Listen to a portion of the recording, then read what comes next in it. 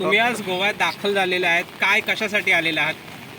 आम्हाला अजून पण अपेक्षा आहे शिवसैनिकांना की शिवसेनेमधील जे बंडखोर आमदार आहेत ते सर्व आमदार शिवसेनेमध्ये परततील आणि शिवसैनिकांच्या भावनांचा आदर ठेवला जाईल या गोष्टीसाठी आम्ही इथपर्यंत आलेलो आहे. तुम्ही मुंबईवरून आले आता? आम्ही पुण्याहून आले तुमची स्पेशली एकनाथ शिंदेला तुम्ही भेटायला? तो आम्ही एकनाथ शिंदे सुद्धा आमचे आदर्श आहेत, धर्मवीर आहेत, पण आमची अशी इच्छा आहे सर्व शिवसैनिकांची एकनाथ शिंदे साहेबांनी उद्धव साहेबांना सोडून जाऊ नये आणि त्यांनी शिवसेनेची साथ द्यावी, हिंदुत्वाचा वारसा पुढे घेऊन जावा आणि सर्व जे बंडखोर आमदार आहेत, बंडखोर म्हणण्यापेक्षा ते शिवसैनिक आमदार आहेत, तर सर्व आमदारांनी शिवसेनेची साथ द्यावी आणि शिवसेना पुढे वाढवावी अशी आमची इच्छा आहे. पण काल उद्धव ठाकरे यांनी राजीनामा दिलाय.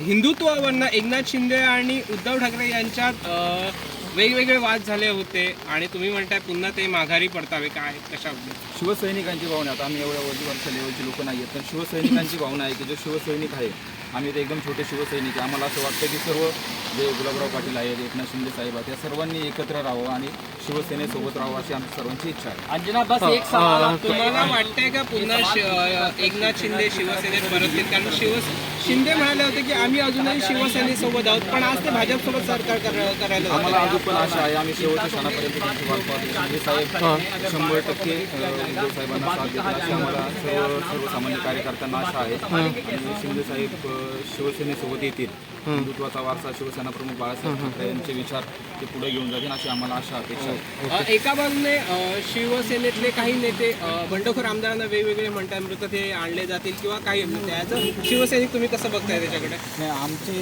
तर सध्या अपेक्षा आहे की सर्व शिवसैनिकांनी एकत्र येऊन, सर्व आमदारांनी एकत्र येऊन उद्धव साहेबांच्या पाठीशी खंबीरपणे उभं राहावं अशी आमच्या सर्व शिवसैनिकांची अपेक्षा आहे. नेमकं शिवसेनेमध्ये जो हा काही वाद झाला, ॲज अ शिवसैनिक म्हणून तुम्ही कोणाला दोष द्याल? कोण ह्याला महत्त्वाचे जबाबदार आहेत? आम्ही एवढं नाही सांगू शकत, पण आम्ही एक शिवसैनिकांची भावना म्हणून इथपर्यंत आलेलो आहे. आम्हाला एक शिवसैनिक म्हणून आम्ही आलेलो आहे. आम्हाला तर वरच्या लेवल तेवढं काय सांगता येणार नाही, पण सर्वांनी उद्धव साहेबांना, हिंदुत्व सम्राट बाळासाहेब ठाकरेंना ताकद द्यावी, उद्धव ठाकरेंना साथ द्यावी अशी सर्व आमचे शिवसैनिक. तुम्ही भेटणार काय? तरी पण एक शिवसैनिक म्हणून मनात असेल ना, एवढी शिवसेना फुटली, शिवसेनेत 2 गट निर्माण झाले, नेमकं कशामुळे झालं असं आम्हाला मला आज पण वाटतं? अपेक्षा आहे आज ना उद्या सर्व एकत्र येतील.